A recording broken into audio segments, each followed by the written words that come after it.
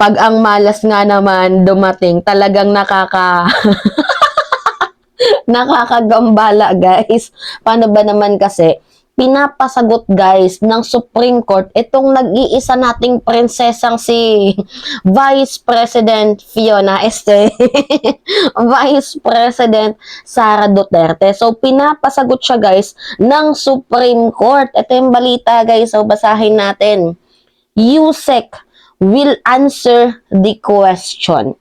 The Supreme Court required Vice President Sara Duterte and Executive Secretary Lucas Bersamin and Department of Budget and Management DBM Secretary Amina Pangandaman to comment on the petition for certiorari against the transfer of 125 million confidential funds to the office of the Vice President o VP in 2022.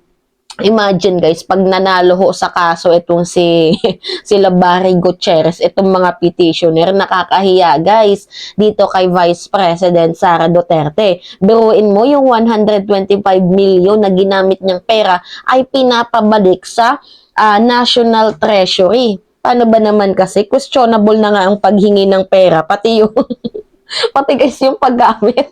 Questionable din.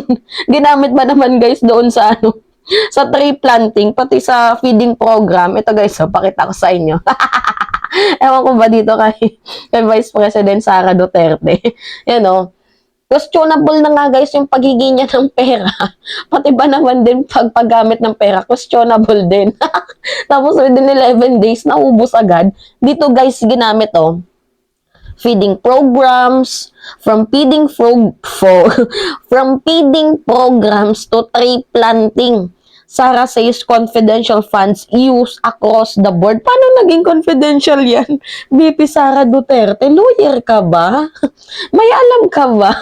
Paano naging confidential funds? Paano naging confidential ang tree planting? At paano din naging confidential funds itong feeding program? Sakit talaga sa bangs ng ating ng ating VP. Bukod pa diyan, guys, ito entrepreneurship program, peace building in communities, pagbabago campaign, million learners trees, pansarap program, disaster operation center, libreng sakay program. So, paano naging confidential 'yan? Anyway, guys. Nag-notice na din, guys, itong Supreme Court kay Vice President Sara Duterte. So, sabi dito sa notice ng Supreme Court, required the petitioner to comply within 5 days from the notice hereof with the requirement to submit an electronic copy of the petition and its annexes, true copies, and a verified declaration that the electronic copy is complete and the true copy of the printed document and annexes filed with the court as required in the revised guidelines on submission of electronic copies of Supreme Court bound papers pursuant to be efficient use of paper rule inting on official leave sign on official business. So, yan ho, nag-notice na ho itong Supreme Court dito sa ating nag-iisang Vice President Sara Duterte. So, binibigyan lamang ho ng 5 araw si Vice President Sara Duterte para ho sumagot sa petition ng Supreme Court. Kasi, guys, if ever man hong manalo itong mga petitioner against dito kay Vice President Sara Duterte, ang mangyayari nito, guys, ay ipapabalik ng mga petitioner itong 125 million confidential funds na ginamit ni Vice President Sara Duterte dito sa National Treasury. Imagine, naggastos mo na yung pera within 11 days. Tapos, pag manalo, guys, si Barry Gutierrez dito at yung ibang petitioner, ipapabalik yung pera na ginastos mo. Diba, nakakahiya yun? Nakakaloka. Anyway, guys, ito, basahin din natin tong balita ito yung sinimulan kasi, guys, ng issue ni Vice President Sara Duterte ngayon kung bakit meron siyang notice. So, buti na lang guys, nag-file ng petition itong sila Barry Gutierrez dito kay Vice President Sara Duterte. So, petitioner asks Supreme Court to declare 125 million transfer for Office of the Vice President confidential funds unconstitutional.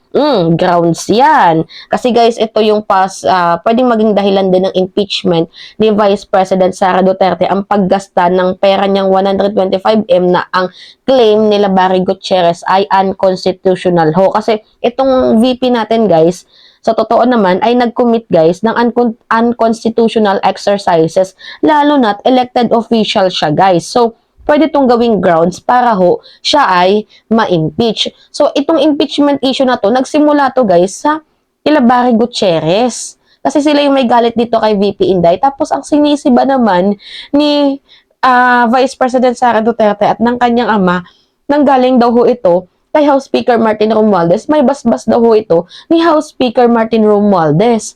'Di ba? Sisihan yarn. Sasagutin nyo lang yung issue dito, nanisip pa kayo. So anyway, hindi po yan yung pinaglalaban dito pala guys ng mga petitioner na ma-impeach itong si Vice President Sara Duterte. Bagkus ang pinaglalaban lamang nila Barry Gutierrez ay mali unconstitutional yung paggasta ng 125 million confidential funds ni Vice President Sara Duterte. Ito yung nirereklamo nila dito sa Supreme Court. Unconstitutional daw So, if ever nga ulit na manalo, ay pinapabalik ng Supreme Court dito sa itong nagastos ni Vice President Sara Duterte ng 125 million dito sa National Treasury. Kasi guys, imagine, questionable na nga yung paghingi mo, pati pa din yung paggamit, questionable. Yan guys, Sino hindi maloloka dyan? Na ginamit itong confidential funds para sa tree planting, feeding program.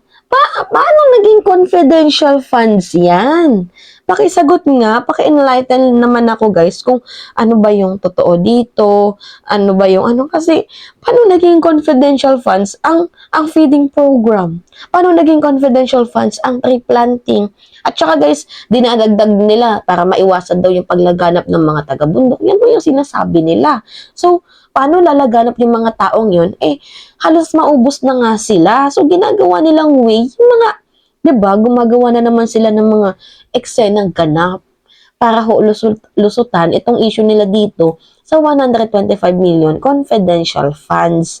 Kahit wala naman silang dapat i-budget dito, ginagawa nila ng budget. Ganito kasi yan guys wala po talagang budget ang OVP noong 2022 sa confidential funds kasi nagkaroon na po yan ng hearing noong 2021 ng si Vice President ng si former Vice President Leni Robredo pa ang VP noon.